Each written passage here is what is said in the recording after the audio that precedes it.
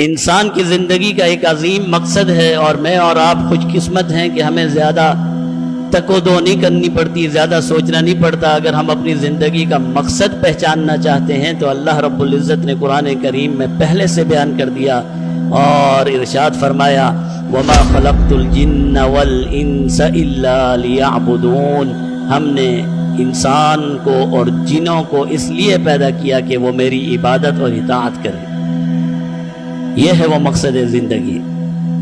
اس دنیا کی لذتوں میں، آرام میں اور اطمینان میں اور سکون میں اور کبھی کبھی مصیبتوں میں، پریشانیوں میں، غموں میں اس لیے ڈالا ہے کہ اللہ رب العزت ہمارا امتحان چاہتے ہیں کہ کیا انسان وہ مقصد زندگی حاصل کر سکتا ہے جس مقصد کے لیے ہم نے اسے پیدا کیا۔ لیکن میں اور آپ اس مقصد سے اتنا دور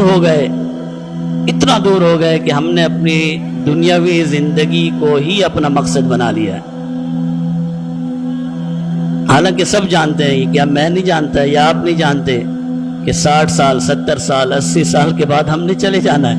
یہی ہو رہا ہے، دنیا کی ریت یہی ہے۔ چلو 100 سال کے بعد جو انسان اس دنیا میں 1000 سال تک رہا، آخر وہ بھی اس دنیا کو چھوڑ کر چلا گیا۔ کون ہے جو اس دنیا میں رہے؟ ہاں، شیطان ایسی چیز ہے نعوذ باللہ، جسے اللہ نے یہ مہلت دی ہے کہ قیامت تک تو اس دنیا میں رہے، جو کر سکتا ہے میرے بندوں کے ساتھ کر۔ وہ شیطان تو ہم نہیں ہے نعوذ باللہ، تو پھر ہماری زندگی بھی قیامت تک نہیں ہے۔ ہماری زندگی ایک مخصوص مدت تک ہے، اور اب تو بالکل مختصر ہو گئی ہے۔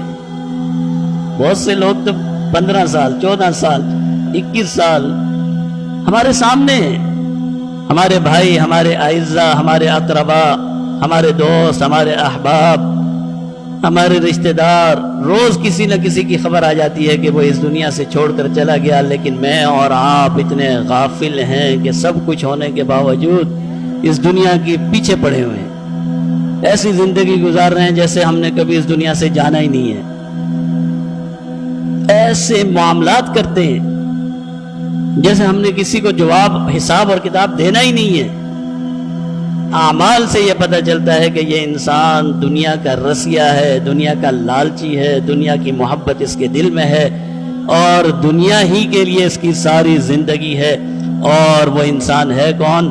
جسے اللہ نے قرآن میں یہ پیغام پہلے سے دے رکھا ہے کہ انسان، میں نے دنیا میں تجھے دنیا کے لیے نہیں بھیجا، میں نے دنیا میں تجھے نام اور نمود اور شہرت کے لیے نہیں بھیجا، میں نے دنیا میں تجھے تجارت کے لیے نہیں بھیجا، میں نے دنیا میں تجھے رزق کے حصول کے لیے نہیں بھیجا، میں نے تجھے دنیا میں اپنی اطاعت اور فرما برداری کے لیے بھیجا۔